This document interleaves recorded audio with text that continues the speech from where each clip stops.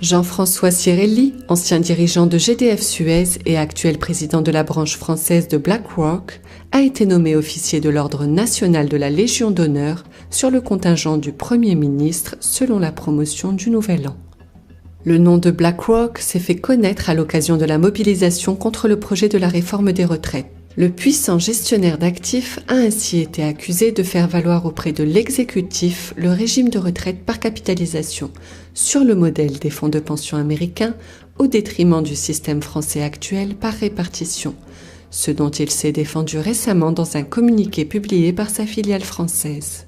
BlackRock a assuré, je cite, « En aucune manière nous n'avons cherché à exercer une influence sur la réforme du système de retraite par répartition en cours auprès des pouvoirs publics ou de tout autre acteur du secteur. » Le quotidien L'Humanité avait de son côté publié le 11 décembre un document interne d'une quinzaine de pages attribué à BlackRock, détaillant l'intérêt de développer l'épargne retraite par capitalisation en France, en s'appuyant notamment sur la loi Pacte votée au printemps, même si le système de retraite par répartition restera au cœur de l'épargne retraite française.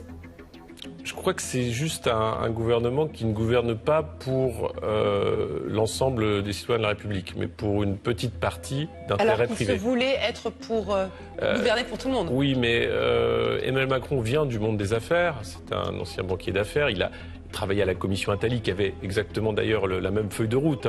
Emmanuel Macron essaye de faire 15 ans après ce que Nicolas Sarkozy n'a pas pu faire suite à la crise de 2008. Donc il s'agit de remettre sur le tapis la réforme des retraites, il s'agit de continuer les privatisations, il s'agit de faire en sorte que la France devienne un énième pays qui va rentrer dans le concert de la mondialisation et qui va pouvoir être vendu finalement au plus offrant.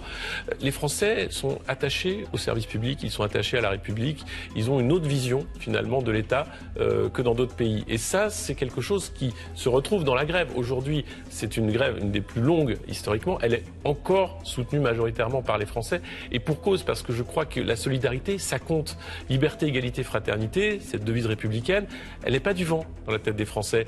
Et on a l'impression qu'Emmanuel Macron, lui, fait fi de cette histoire-là, qu'il arrive avec une feuille de route claire qui est, privatise, donne-nous davantage, fait en sorte que puisque la croissance doit venir de l'investissement, alors investissement étranger ou pas, il va falloir ouvrir à la dette beaucoup de marchés. C'est le cas de la santé, c'est le cas de l'éducation, c'est le cas maintenant de la retraite avec bien sûr l'entrée en fanfare du régime par capitalisation.